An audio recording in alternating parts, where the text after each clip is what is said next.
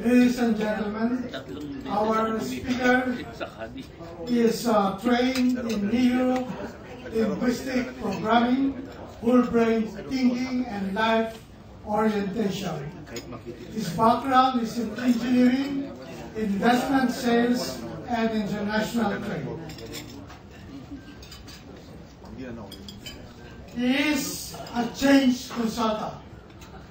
Ladies and gentlemen, Raju Mandhyan.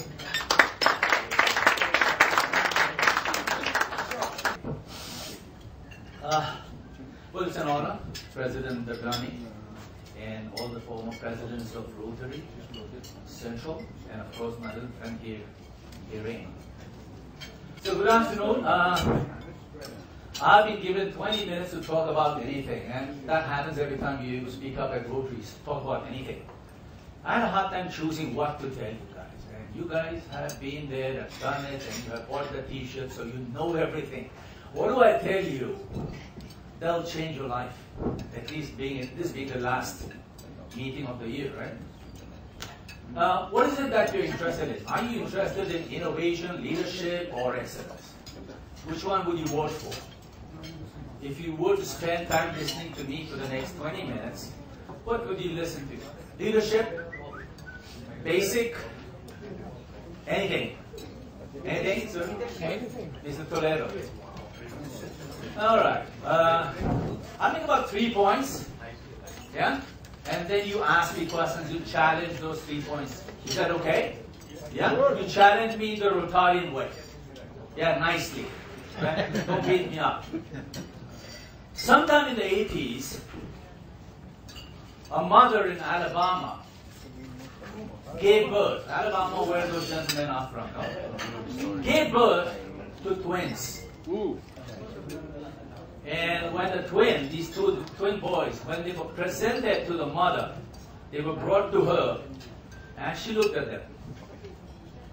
And when she looked at the first one, called him Peter, and she said, "Good boy, nice boy, looks like me, probably thinks like me, and is definitely a good person like me." That was Peter. Then she looked at Paul, the other twin, the other kumbal, and she said, "Oh, this guy is from the sperm. He looks like his father. He therefore probably thinks like his father, behaves like his father, and is definitely a naughty boy like his father." So I hope you guys don't have twins, and you don't have Peter or Paul. So throughout the life of these twins, the mother, of course, was a proper mother. She loved them correctly, due diligence, sent them to the right school, bought them the same uniform, bought them the same nappies, took care of them really, really well, the Alabama way. But every time she looked at Peter, she said, "That's me," And she looked at Paul, she said, "That's not me, that's my hubby."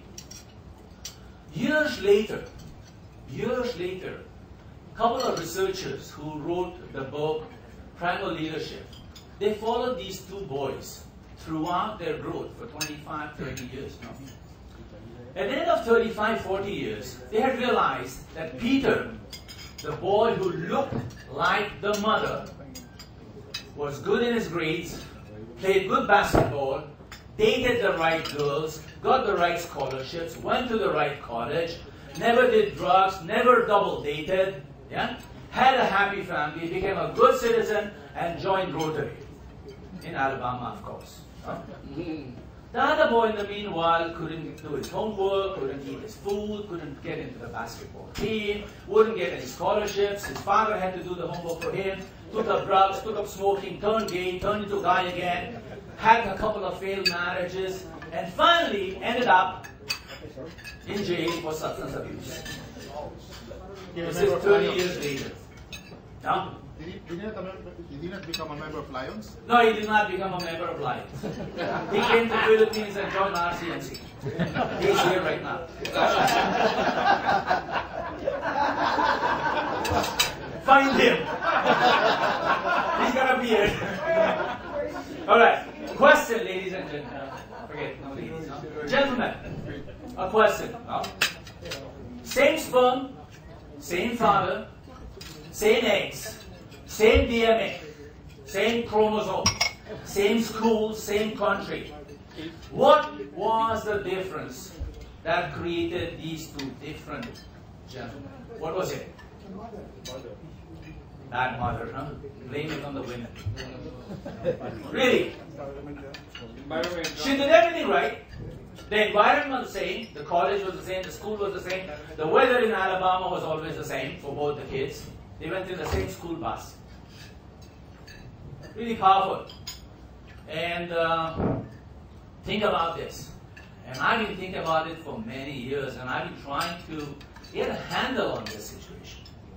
The truth behind this difference between twins is not really the DNA, not really the chromosomes, not really the school they went to, not the nappies they wore, not the shoes they bought at a discount store in Alabama, but it was the underlying assumption of the mother about one of the kids.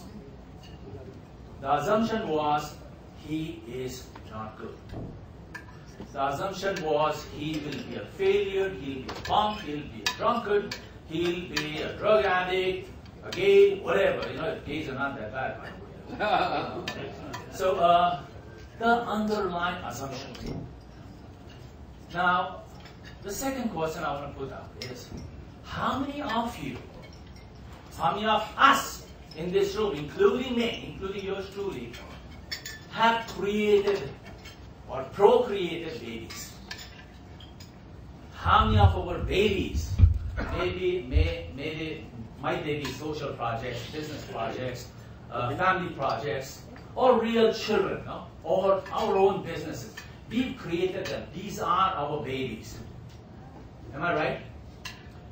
How many of these babies that we have created and procreated have turned out to be a success, and how many of them have turned out to be a failure? If you think back, if you really look back, environment remaining the same, circumstances remaining the same, DNA remaining the same, why did the projects that you took up, business or otherwise, fail? You know, in life, sometimes my neighbor in the same economy is doing good.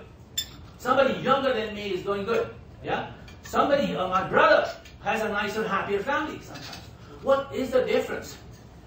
The underlying assumption not by somebody just across you, but the underlying assumptions about yourself from you. These are two powerful things. Huh? When you're young, when you're still in the developmental stages, it's the assumptions of somebody else. But post a certain age, the assumptions are about yourself. I have failed and succeeded in some businesses. I have failed in more businesses than succeeded. And I tell you, it was not the kind of business. It was not the market. It was not the economy. It was not the country. It was not the business structure or the product or the service. It was the fact, what did I believe about the business? When I started off in one business, I said, that's going to be a screw up. I'm going to lose money. And year after year, month after month, I kept losing money. And I couldn't change my assumption. It was so difficult to do it. Yeah? Don't call it mindset, but it's an underlying assumption. A mindset can be positive. Underlying assumption is something that you assume and you don't recognize. It lives inside you, it creeps inside of you. So today, years later, after several business failures and after learning from failure, I have become a change consultant. I know what to tell people. I know how, when I deal with individuals or with groups, I know what is bothering them. A couple of years ago, there was one global corporation who called me in, and they had a little issue. Lack of engagement, lack of sales, lack of growth. And the HR person called me in, and he said, Raju, come talk to my people. Come talk to the executive team of about 15 people. And they paid me good money, they gave me good time. I spent 2 hours every day with every individual on the executive team. And post that, we had a little convention and we spoke about it. I realized that the whole corporation, which is about 7,000 people, wasn't doing well because of the underlying assumptions of one of that team on the executive team. Now, unfortunately for me, that time, that was the person who had hired me. That was the person who had hired me. How am I supposed to tell the person that, hey, you are the problem? Not the 7,000 people, not your team of 10, not the business, not the economy, not your products. You are the problem. I did. I swear to you I did. I said, you are the problem. I never got another assignment from them again. But did I do right? Yes. I did, no? So now the question is, when we create, procreate, when we lead change, no matter in what area of our life, whether it's society, family, or business, no? What is it that we can do to correct this? Some other examples of business failure are, of course, BlackBerry today. Or success is Hyundai. 5 years ago when everybody else was thinking that, hey, the car market's down, the economy screwed up, Hyundai started to pick up. Or in this country, Henry C. back in 1985, when everybody was taking their money and leaving the country, he built S&S. So these were positive and negative assumptions about the situation then. So what can we do? Now, so I come from a school where, of course, these are all the paradigms I've studied: whole brain thinking, NLP, what is the other one? Life orientation, leadership and self-deception. I realized that there are certain principles, there are many, but a few principles which I'll share with you today, and I'll probably hopefully give you some good examples, and see if they make sense to you. So whatever change initiatives you're doing, whatever you're creating and procreating, hopefully you'll be able to adapt to this. Okay? Number one, the first assumption that I live by today, the one that I come from when I deal with others, is this. Number one, that people have the potential they perceive they have. What does that mean? When somebody across you says, hey Raju, I can do this. Or hey Dad, I can do this. Or hey Mom, I can do this. Or Shuya, brother, I can do this.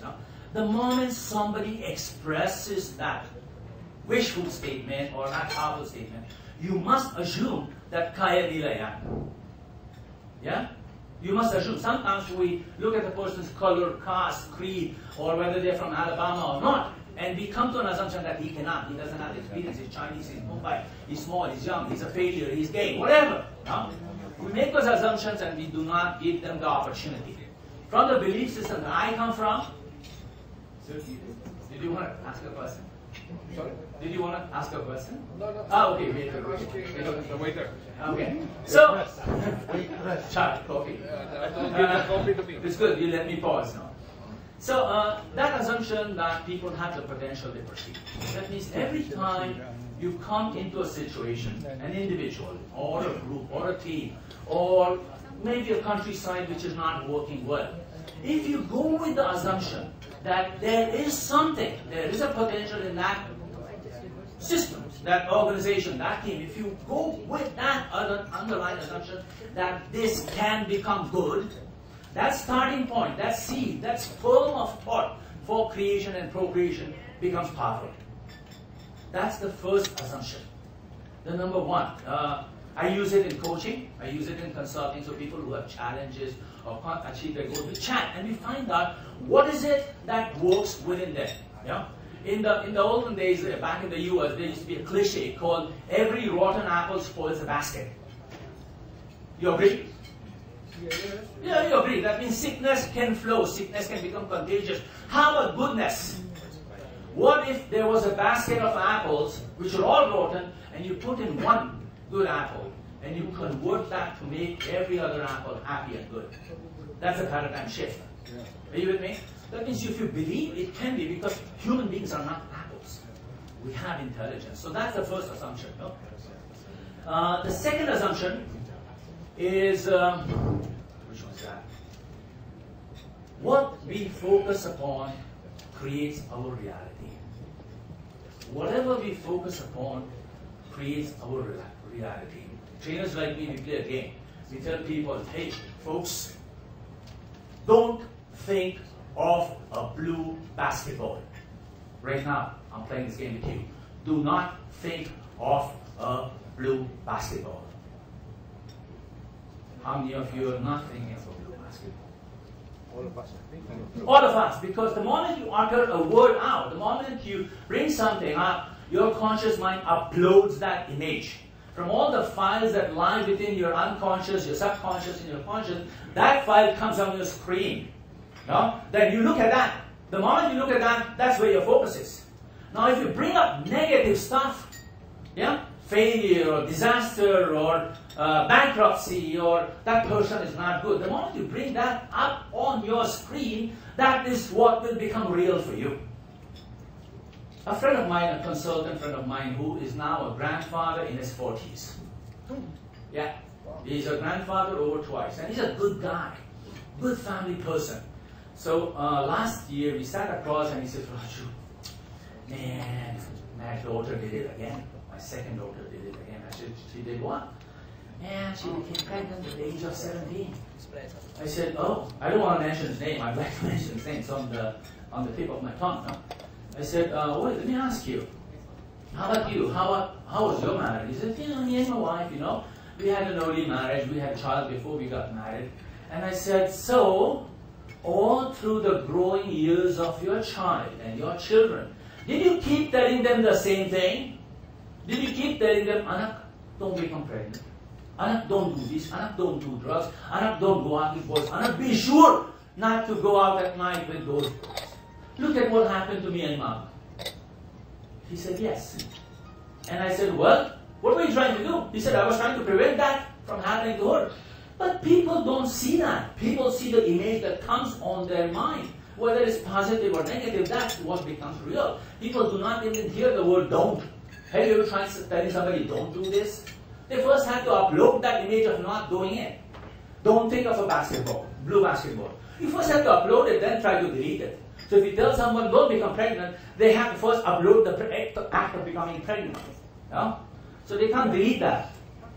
So that's the second paradigm, that's the second principle, is whatever you focus upon will eventually become your reality.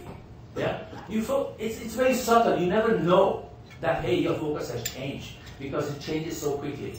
So if you focus upon success, if you focus upon appreciation, if you focus on things being abundant out there in the world, they will become abundant to you. So now you guys are successful in business.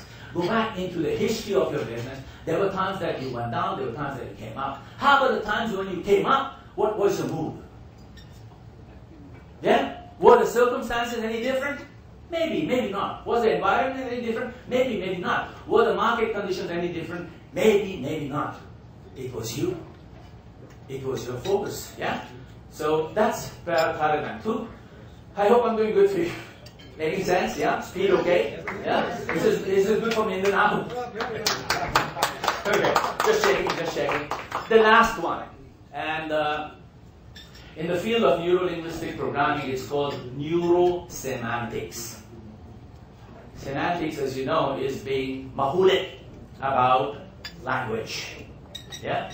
It's being mahulit about language. So neurosemantics, it comes from that field. It says, your words build your words. I'll say that again. I thought this is a bit hard. Your words build your words.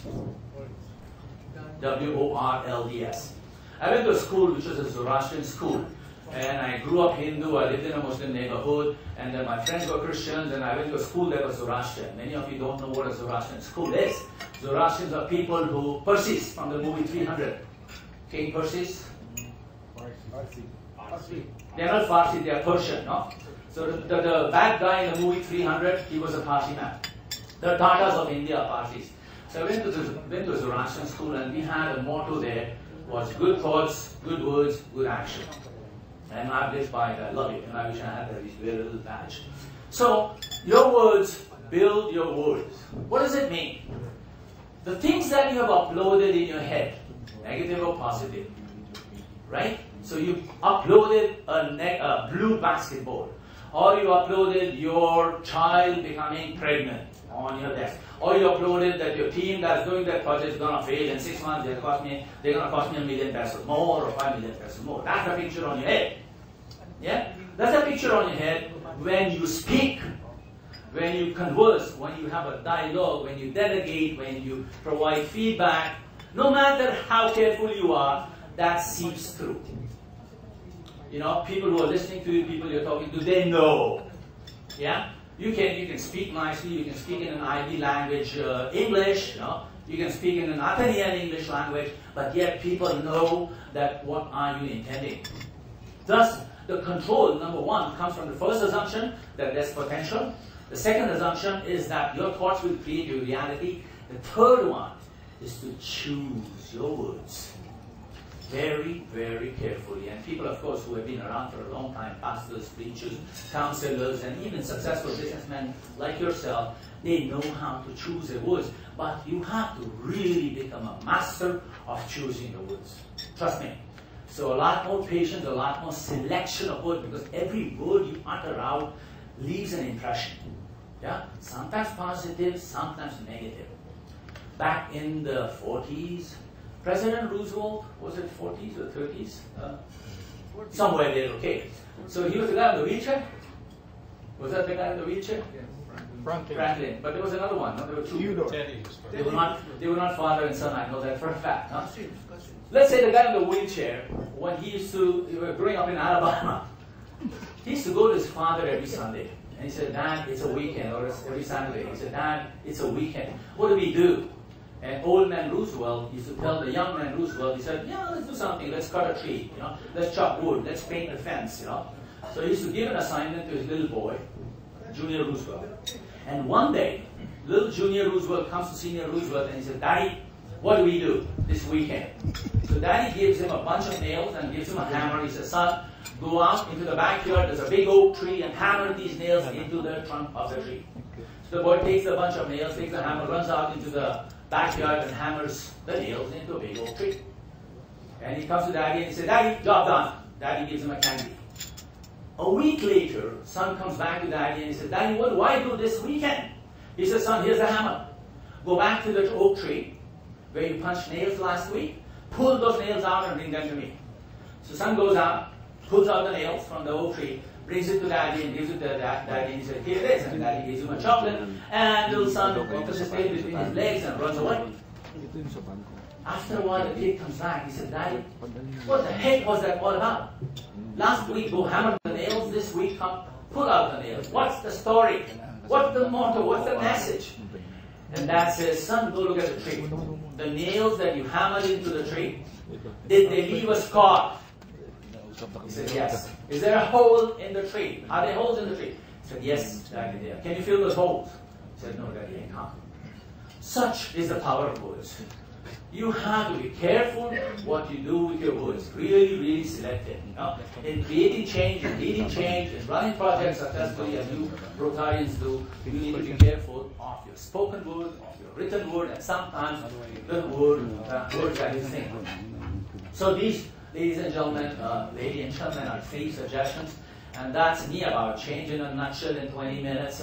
I hope that makes sense to you. You can ask me questions about how to apply this. There are many more principles, of course.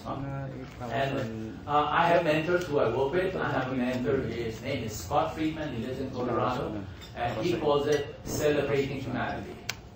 There's another consultant friend of mine, his name is Roland Sullivan, and he is a professor at Pepperdine University, and he calls it whole systems transformation. The first one, when he says celebrate humanity, he means appreciate everything. The second one says when you want to make change, you want to make change from the ground up. Every little detail, every little molecule, you need to change that to make a better world. I call it unleashing inherent excellence. I believe that there is good, there is excellence in every single human being. It just locked down, it just clamped down, it has become rusty because of the environment we live in.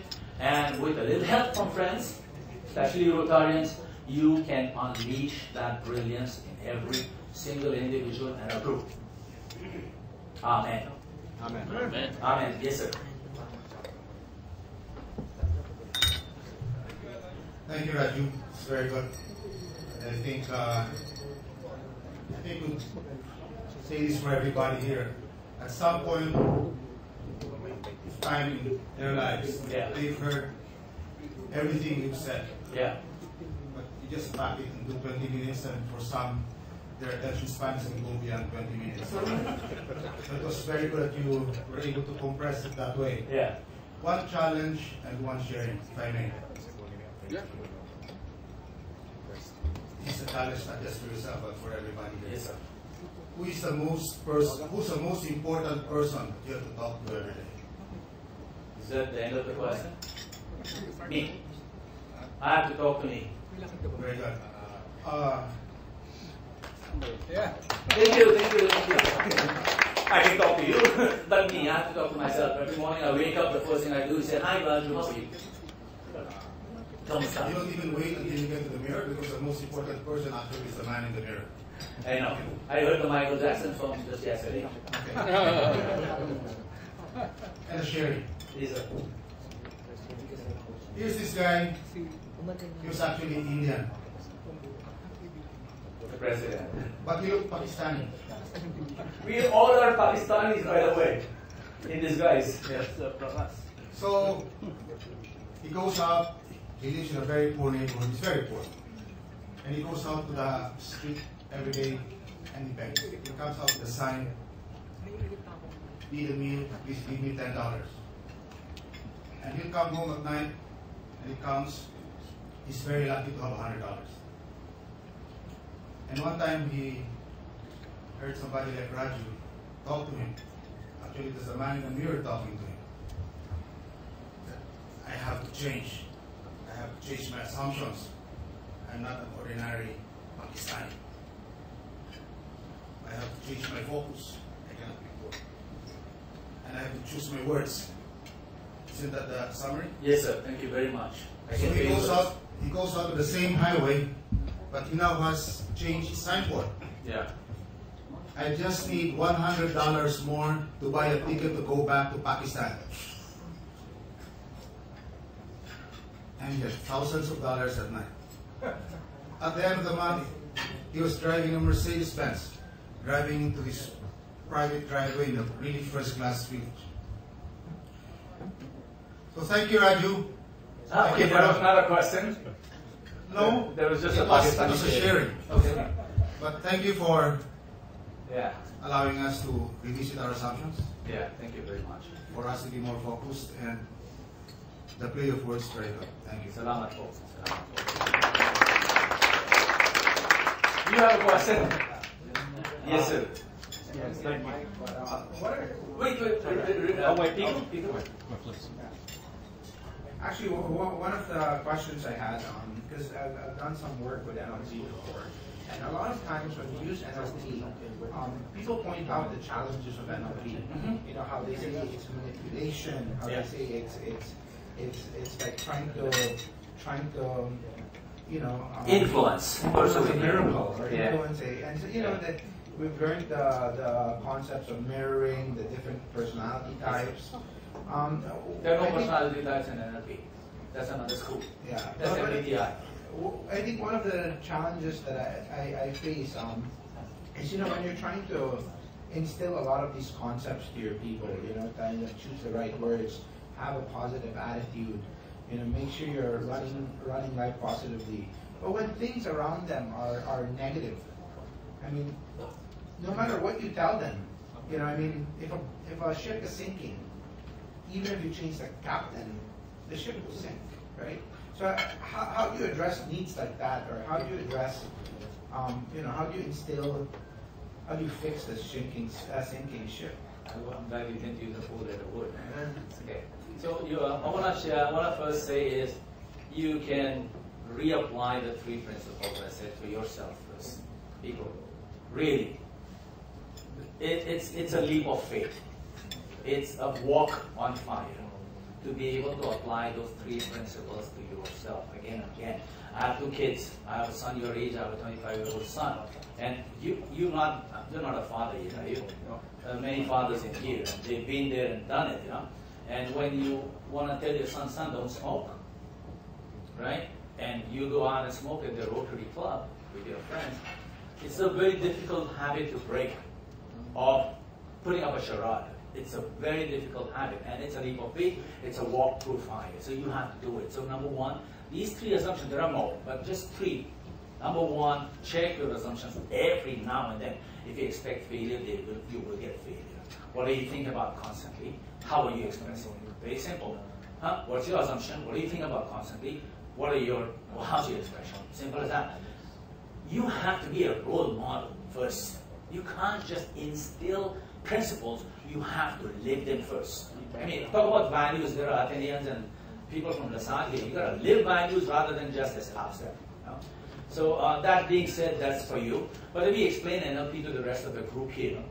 NLP is neuro-linguistic programming. Digital word, no? Neuro-linguistic programming. That means programming the brain through language. Look, we do that all the time.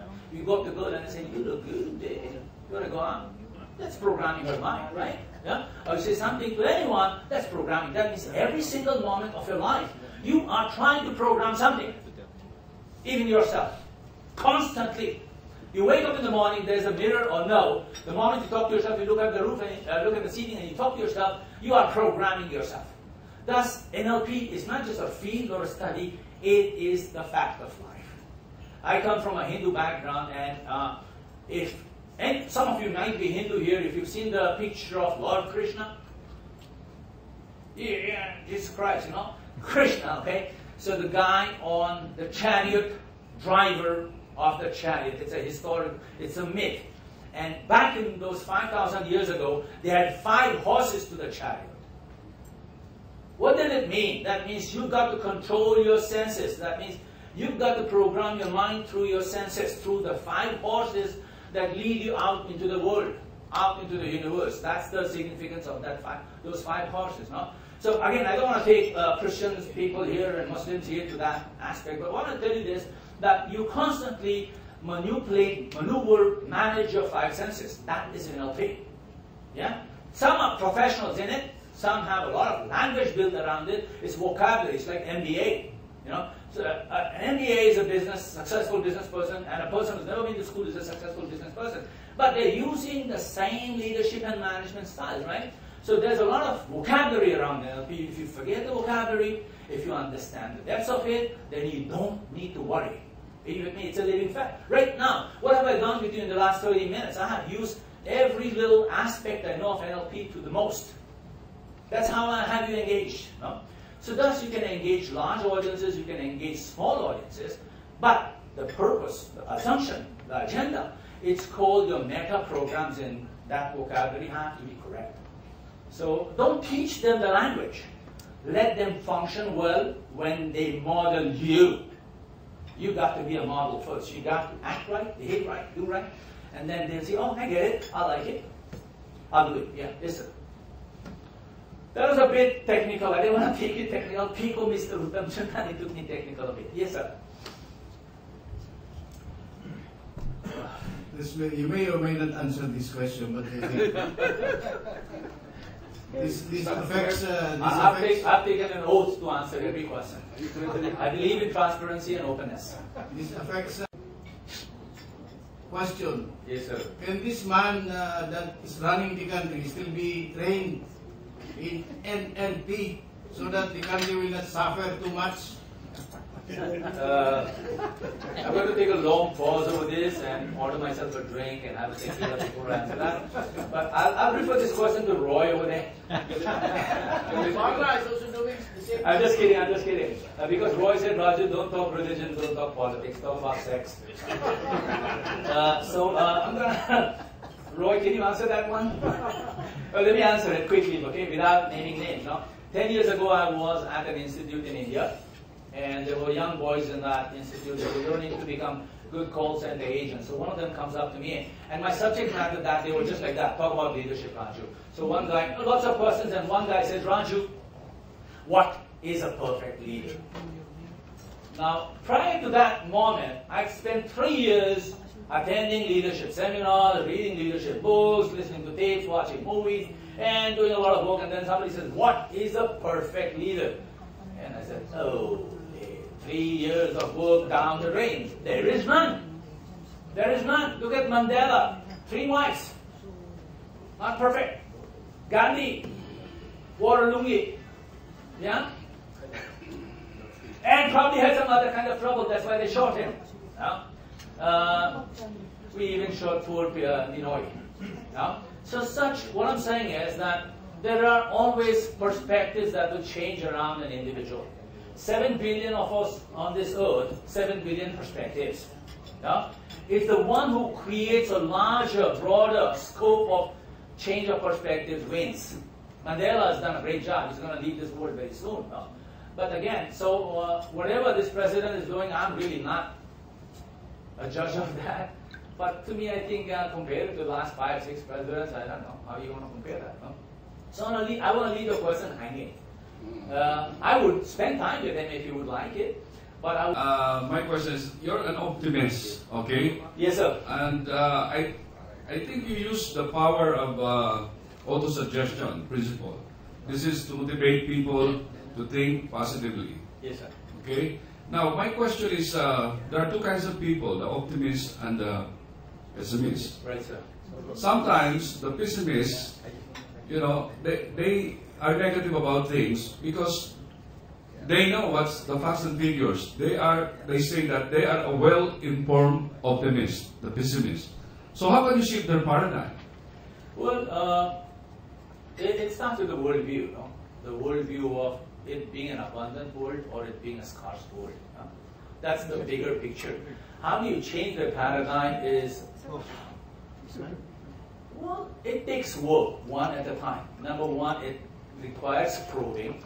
It requires finding out what assumptions they held, even before they came to the analysis that it's a dangerous world out there. So it's a one-on-one work. It's not something that you can sit across and do it right away. You with me, sir? So it's a process saying that here's the inside story. The inside story is that who we are as a Tao, is we are nothing, even from the school of NLP, nothing but a dung heap of our own perspectives. From childhood and up, we have 1 million perspectives. This is what life is all about. No? So when you want to fix something, you want to go back into that history. You want to go back into that layer of that when that perspective was formed. For example, if you have a perspective that Mumbai people are very hard to do business with. That's a pessimist point of view, right? Now, if I want to change that, I want to go back to the root cause of how and when you came to that conclusion, and thus live with that assumption. No? So it's a lot of work that needs to be done to change somebody's mindset from scarcity to another mentality. So it's a process. So we go through one of the principles of survival in this mode is the principles of asking questions. It's called inquiry. So my whole job as a trainer, as a coach, as a consultant is that I ask questions. And when I ask questions, people give me answers slowly and carefully, and then sometimes I catch the cat, pusa, and then move the pusa around. Pusa is a cat, by the way. You know, when the cat comes out of the bag. So it's a little bit of work. It's like a therapeutic work. So you get the root cause. Yeah, root cause, which is a root story. Thank you. An incident. Attorney Nes Perez and I were the founders of that club way back in the 90s. Actually, it was a 70-30 Rotary Club, 70% women and 30% Right. men. Okay. We happen to be in that 30%. Yes, sir. Raju, thank you very much for sharing with us your thought. Yes, sir. We have read many books or articles about positive thinking, Yes, meaning sir. that you are what you think Yeah. you are. Yeah. To me, life is a journey, we travel, and in the end, we all end up dead. No? Yeah. What to you is a simple measure of success? Well, let me first go back to that statement I made that there is no perfect leader. Yeah? Somebody asked me a question that what is a perfect leader? And really I answered in that there is no such thing as a perfect leader because everyone only strives, makes effort to have a perfect life. There is no such thing as an ideal life or an ideal human being. Thus, there is no ideal success. PNS. No? There is no ideal success. Success to me is peace of mind. Good family life. Success to Mr. Hiren is building a brand new business and finding a brand new wife. Yeah? So thus, your success is your perspective. No? But life is a constant progress. It's a constant struggle towards what we think is right, towards the life that we see in our heads. No? I met up with Jack Canfield 3 years ago, and I asked him very profound questions, or at least I thought they were profound. No? So one of the questions I asked him, do you believe in reincarnation? Do you believe in a God? And stuff like that. And he says, Raju, let's skip those questions. He said, I want to tell you something for a fact, and which is really a good one. No? He's not one of my favorite thought leaders, Mr. Jack Canfield, but he said this is, Raju, the fact remains that the universe that we live in is scientifically proven to be constantly expanding. That means it is striving, reaching out to be something. Are you with me? So the sun, moon, stars, Jupiter, Krypton, Superman, everyone, we are constantly expanding. Every single day, the rotations that we make, we're constantly expanding outwards towards something.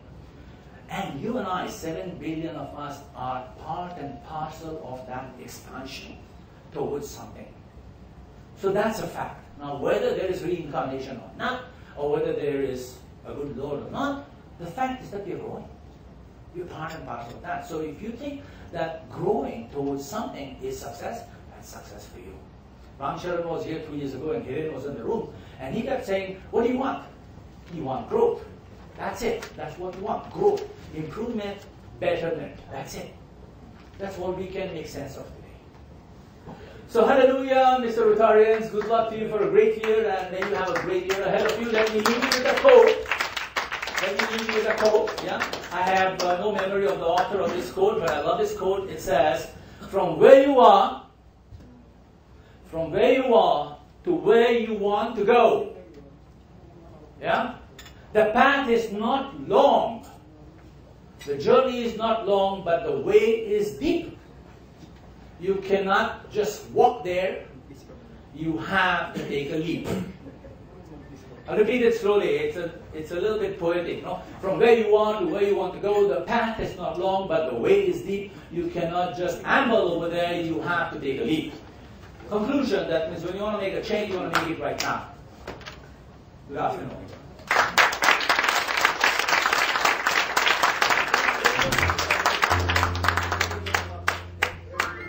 Very good. Thank you very much, Raju.